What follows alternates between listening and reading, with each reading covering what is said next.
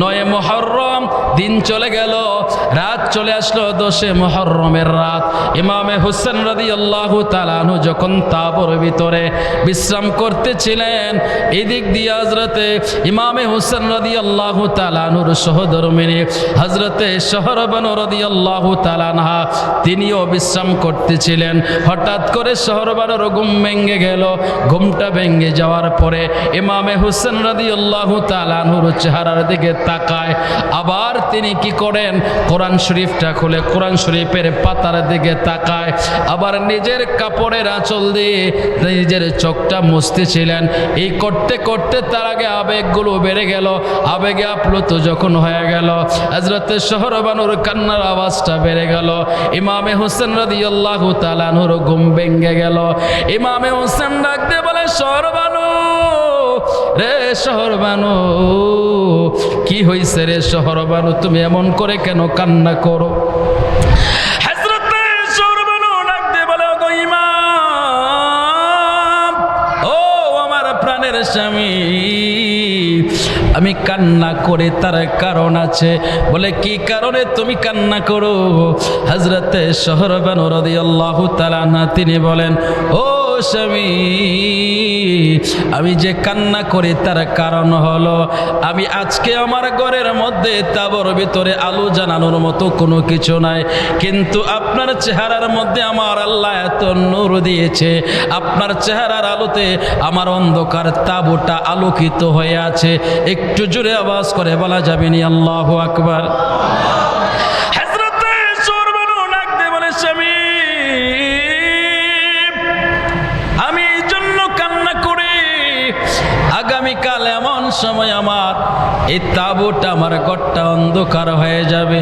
ইমামে হুসেন বলে, রে শহরবানু, কি পাগলামি কথাবার্তা বলা শুরু করে দিয়েছো তুমি? হযরতে শহরবানু বলে, ওগো ইমাম, আমি জানতে পেরেছি, আমি বুঝতে পেরেছি আগামীকাল আমার ঘরটা অন্ধকার হয়ে যাবে। অর্থাৎ আগামীকাল রাত্রটা শেষ হলে সূর্য প্রভাতের পর 10 মুহররম সূর্য অস্ত যাওয়ার আগে আপনি কারবালার ময়দানে শহীদ হয়ে যাবেন। সন্ধ্যার পর থেকে আপনি আমার আর তাঁবুতে ঘুমাইবেন না, আমার ঘরে আর থাকবেন না। এই জন্য আমি কান্না করতেছি। ইমামে হোসেন রাদিয়াল্লাহু তাআলা আনহু রেখে বললেন, শহরবানু রে, এই আবার শিওর তুমি কি করে হইলা আমি আগামীকাল শহীদ হয়ে যাব? এই খবর তোমারে কে দিল? হযরতে শহরবানু বলে, স্বামী, আমাকে আপনার মা ফাতেমা এসে খবর দিয়া গেছে। জোরে বলেন আল্লাহু আকবার। হযরতে ইমামে হোসেন ডাক দিয়ে বলে, রে শহরবানু, বুঝলাম না, আমার মা তোমারে খবর দিয়া গেল? হযরতে শহরবানু ডাকে বলে, ওগো আমার প্রাণের স্বামী, ওগো ইমাম, আমি যখন ঘুমিয়ে পড়লাম, হঠাৎ করে আমার নাকের মধ্যে মেশকে আম্বরের ঘ্রাণ লাগতেছিল। আল্লাহু আকবার। আমার নাকের মধ্যে যখন জান্নাতি খুশবু লাগছে, আমি চিন্তা করলাম, কে এত সুন্দর পারফিউম ব্যবহার করেছে, কার শরীর থেকে এত সুন্দর খুশবু আসতেছে, কে এত সুন্দর দামি সুঘ্রাণ লাগাইছে। আমি যখন তাঁবুর ভিতর থেকে বের হলাম, বের হওয়ার পরে আমি তাকায়া দেখলাম আসমানের মধ্যে একটা পূর্ণিমার চাঁদ, আর একটা পূর্ণিমার চাঁদ কারবালার ময়দানে দেখা যায়। একটু জোরে বলা যাবে নি আল্লাহু আকবার? হযরতে শহরবানু বলে, হোসেন, ও আমার প্রাণের স্বামী, ওই কারবালার ময়দানে জমিনের মধ্যে যখন আমি দেখতে পেলাম, জমিনের মধ্যে ঝলঝল করতেছে পূর্ণিমার চাঁদের মতো, আমি চিন্তায় পড়ে গেলাম, কিরে আসমানের চাঁদ কি জমিনে নাই আসলো নাকি? আল্লাহু আকবার। আমি আস্তে আস্তে করে যখন সামনে এগিয়ে গেলাম দেখার জন্য, বোঝার জন্য, আমি সামনে যাওয়ার পরে বুঝতে পারলাম এটা আসমানের চাঁদ না, দেখা যায় একটা মানুষের মতো। আমি যখন আরো নিকটে গেলাম, আরো কাছে গেলাম, যাওয়ার পরে আমি তাকায়া দেখলাম একজন মহিলা দেখা যায়। ওই মহিলাটা কি করছেন, একটা জায়গাকে ঝাড়ু দিয়ে ভালো করে পরিষ্কার করতেছে। আমি পিছন থেকে ডাক দিলাম, কে আপনি? আপনার পরিচয় কে? আপনি কে? এই কারবালার ময়দানে আপনি আপনি ঝাড়ু দিচ্ছেন, ঝাড়ু পোছা করছেন, আপনার পরিচয় বলেন। এমনি করে তিনি ঘুরে তাকালেন, তাকায়া ডাকা দেয়া কই শহরবানু রে, তাকায়া দেখো তুমি আমারে চিনতে পারো কিনা। আমি অন্য কেউ না, আমি হইলাম হুসেনের মা, আমি হইলাম ফাতেমা। জোরে আওয়াজ করে বলেন আল্লাহু আকবার। এক নাম তোমার ফাতেমা, আর এক নাম বুতুল মাগো। এক নাম তোমার ফাতেমা, আর এক নাম বুতুল, তুমি আওলাদ রাসূল মাগো।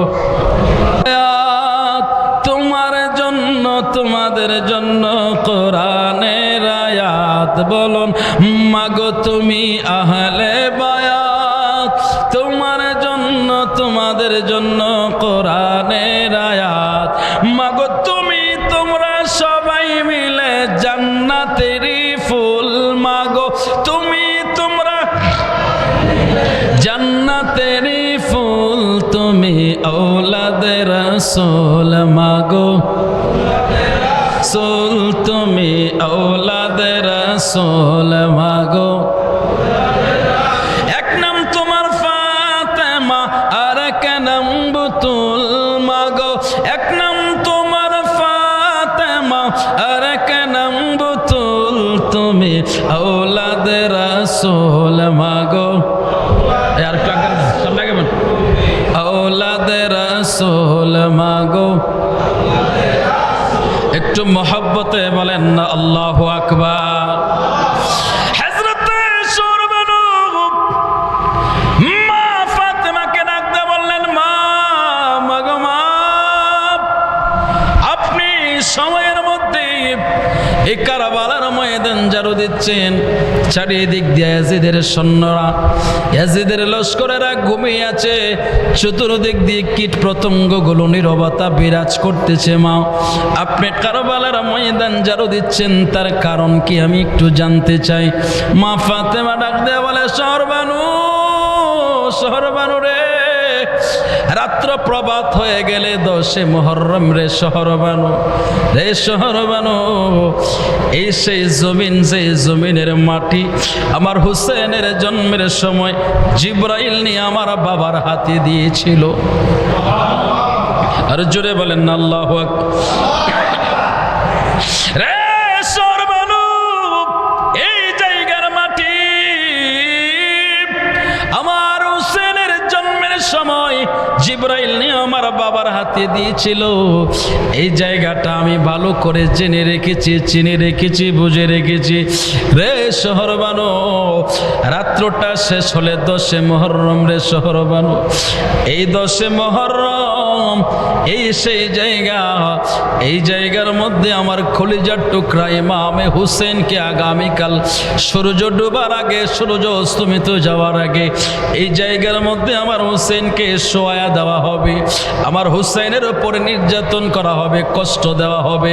আমার হুসেনকে এমন ভাবে নির্যাতন করবে, আমার হুসেনকে জমিনের মধ্যে শোয়া আমার হুসেনের গলার মধ্যে ছড়িয়ে ধরা হবে। কোরবানির পশু যেভাবে জবাই করে আমার হুসেনকে জমিনের মধ্যে, এই জায়গার মধ্যে জবাই করবে। জোরে আওয়াজ করে বলেন না আল্লাহু আকবার। হযরতে মা ফাতেমা ডেকে বললেন, রে শহরবানু, শহরবানু রে, আমি মা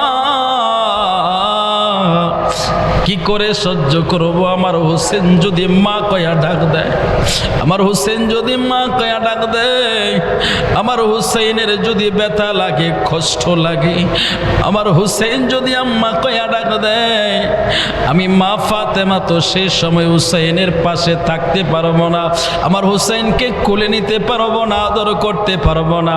এই জন্য আমি নিজে থেকে জায়গাটা পরিষ্কার করে দিচ্ছি, আমার হুসেনের যাতে একটু কষ্ট কম হয়।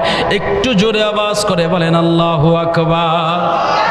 হযরতে শহরবানু ডাকতে বলে, স্বামী, স্বামী গো, স্বপ্নটা দেখার পর আমার ঘুম ভেঙে গেল। আমার যখন ঘুম ভেঙে গেল আমি কনফার্ম হয়ে গেলাম মা ফাতেমা যে তত্ত্ব দিয়া গেছে সে তত্ত্ব ভুল হতে পারে না।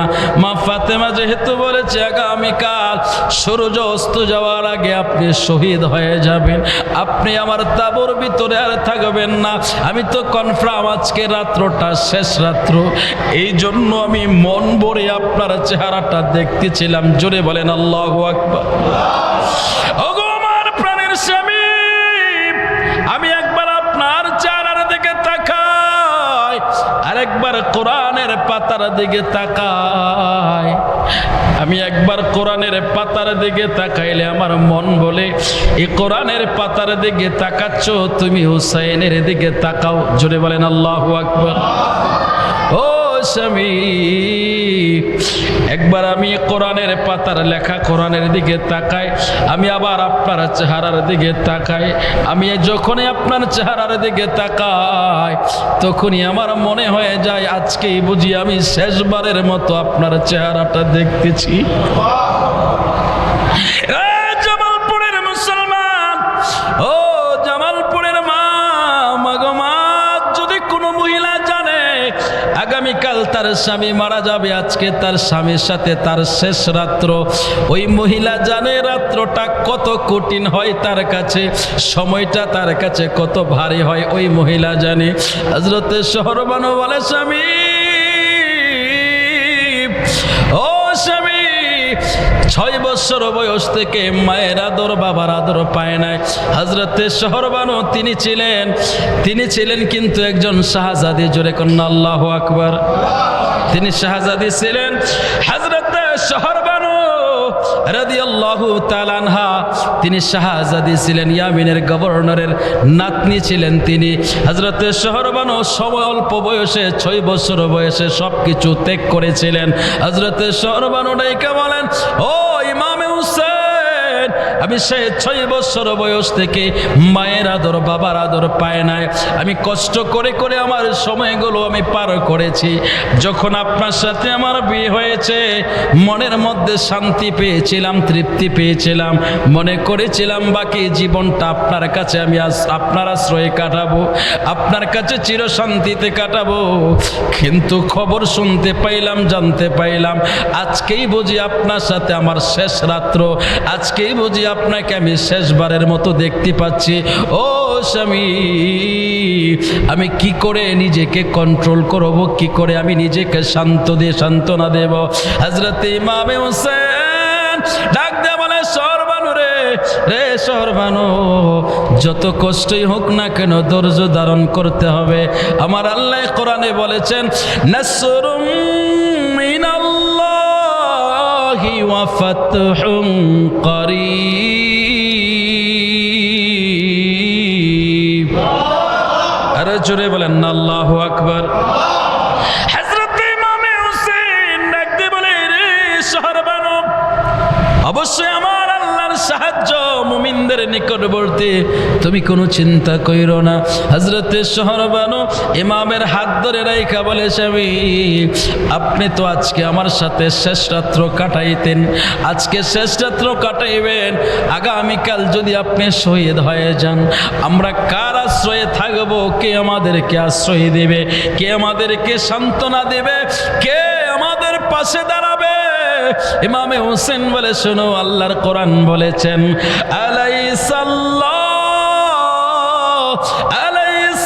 আলাইসাল্লাহু বিকাফিন আবদা। ইমামে হুসেন বললেন, আমার আল্লাহ কোরআনে বলেছেন, আল্লাহ বলেন বান্দার জন্য আমি আল্লাহ যথেষ্ট। জোরে আওয়াজ করে বলেন আল্লাহু আকবার। হযরত ইমামে হুসেন সান্ত্বনা দিতে লাগলেন, কিন্তু মন শান্ত হয় না, কোনোভাবে শান্ত করতে পারতেছিলেন না। তিনি দেখতেছিলেন ইমামে হুসেন রাদিয়াল্লাহু তাআলা আনহুর চেহারার দিকে তাকায় তাকায় তিনি যখন কান্না শুরু করে দিলেন, ইমামে হুসেন ডাক দিয়ে বলে, শহরবানু, ও শহরবানু, তুমি আমার কথা শুনে এতটা আপসেট হয়ে গেল, এতটা কষ্ট পাচ্ছ তুমি। ও শহরবানু, তাহলে তুমি শুনো, একটু আগে আমি যখন তন্দ্রায় ছিলাম, তুমি তো আমার মায়ের সাথে দেখা হয়েছে, মা তোমারে বলেছে একটু আগে আমি যখন তন্দ্রায় ছিলাম, আমি তাকায়া দেখলাম দুজাহানের বাদশা নবী রাহমাতাল লিল আলামিন আমার মাতার নিকটে। জোরে আওয়াজ করে কি বলা যাবে না ইয়া রাসূলুল্লাহ? হযরত ইমাম হুসাইন ডাকতে বলে, রে শহরবানু, আমার নানা রাহমাতাল লিল আলামিন আমার মাতার নিকটে এসে আমি হুসেনকে মৃদু সুরে সুন্দর করে ডাকতেছিল, হুসেন, ও হুসেন। আমি যখন আমার নানার কণ্ঠের আওয়াজ পাইলাম, আমি হুসেন তো পাগল বেকারার হয়ে গেলাম। আমার নানার কণ্ঠের আওয়াজ, আমার নানার দিকে যখন আমি তাকাইলাম, মনটা ভরে গেল। ইমামে হুসেন নানার দিকে তাকিয়েছে। আমার নবী বলে, হুসেন রে, রাত্রটা শেষ হওয়ার পর 10 মুহররম রে হুসেন, এই 10 মুহররম সূর্য অস্ত যাওয়ার আগে রে হুসেন, তোমার উপরে নির্মম নির্যাতন করবে ইয়াজিদের সৈন্যরা, তোমার উপরে জুলুম অত্যাচার করবে হুসেন রে, ধৈর্য ধারণ করতে পারবানি। তোমার ধৈর্যের পরীক্ষার উপরে কিন্তু তোমার রেজাল্টের উপরে আমার উম্মতের ফলাফল নির্ধারিত হবে। একটু জোরে আওয়াজ করে বলেন আল্লাহু আকবার। হযরত ইমামে হুসেন ডাক দিয়ে বলে, শহরবানু রে, আমি আমার নানার সাথে ওয়াদা দিয়েছি, নানা চিন্তা কইরেন না, সর্বোচ্চ ধৈর্য ধারণ করে আমি চেষ্টা করব আমি যেন আপনার উম্মতের নাজাতের জরিয়া হতে পারি। জোরে আওয়াজ করে বলেন আল্লাহু আকবার। রে শহরবানু রে, আমি নানার সাথে কথা বলতে না বলতে তাকায় দেখলাম শেরে খুদা মৌলা আলী, আমার পিতা মৌলা আলী আমার পাশে দাঁড়ানো। আমার বাবাই ডাক দিয়ে বলে, হুসেন, ও হুসেন, তোমার জন্য আমার ভীষণ কষ্ট হচ্ছে রে হুসেন। আমি তোমার নানার সাথে অনেক যুদ্ধে অংশগ্রহণ করেছি, আমি কাফেরদের বিরুদ্ধে মোকাবেলা করেছি, ইসলামের বিজয় ছিনিয়ে এনেছি। হুসেন রে, তোমার জন্য কষ্ট হচ্ছে। আমরা তো যুদ্ধ করেছি কাফেরদের বিরুদ্ধে, কিন্তু আগামীকাল 10 মুহররম তুমি এমন একটা দলের সাথে যুদ্ধ করতে হবে, এমন একটা দলের মোকাবেলা করতে হবে যাদের মাথায় থাকবে টুপি, যাদের মুখে থাকবে দাড়ি, তারা নামদারি মুসলমান, আসলে মুসলমান না, এরা হলো মুনাফিক। কথা বলেন ঠিক কিনা? হযরত আলী ডাকতে বলে, হুসেন রে হুসেন, এই মুনাফিকদের সাথে তোমার যুদ্ধ হবে রে হুসেন, আমার ভীষণ কষ্ট হচ্ছে। হুসেন রে, পারবানি তুমি ধৈর্যের মাধ্যমে মোকাবেলা করতে? হযরত ইমামে হুসেন বললেন, বাবা কোনো চিন্তা করবেন না, সর্বোচ্চ ধৈর্য ধারণ করব আমি। জোরে বলেন আল্লাহু আকবার। হযরত ইমামে হুসেন ডাকতে বলে, শহরবানু, আমার বাবাই যে শুধু আসছে তাই না, আমি দেখলাম আমার মা পাশে দাঁড়ানো, আমার মা আঁচল দিয়ে আমার মুখটা মুছে দিচ্ছে আর বলছে, হুসেন রে, আমি মা তোমাকে যেই জন্য দুধ পান করাইছে রে হুসেন, আগামীকাল তুমি ধৈর্য ধারণের করে তুমি আগামীকাল আমি মায়ের দুধের যে কারণে আমি তোমারে দুধ পান করাইছি রে হুসেন, সে কাজের জন্য তুমি আগামীকাল প্রস্তুতি নাও। আগামীকাল 10 মুহররম। জুড়ে বলেন আল্লাহু আকবার। হযরত ইমামে হুসেন বলে, শহরবানু, আমার ভাই হাসান এসে আমাকে সান্ত্বনা দিল, তোমাকে তো আমার মা বইলা গেল, আর আমারে কনফার্ম খবর দিয়া গেল, আমার নানাই দিয়া গেল, বাবাই দিয়া গেল, মা দিয়া গেল, আমার ভাই। জোরে বলেন আল্লাহু আকবার। ইয়া নবী ইয়া রাসূল লাখো সালাম, হে আলী ও আলী লাখো সালাম। বলেন সবাই, ইয়া নবী ইয়া রাসূল লাখো সালাম, হে আলী ও আলী লাখো সালাম। ও গো মা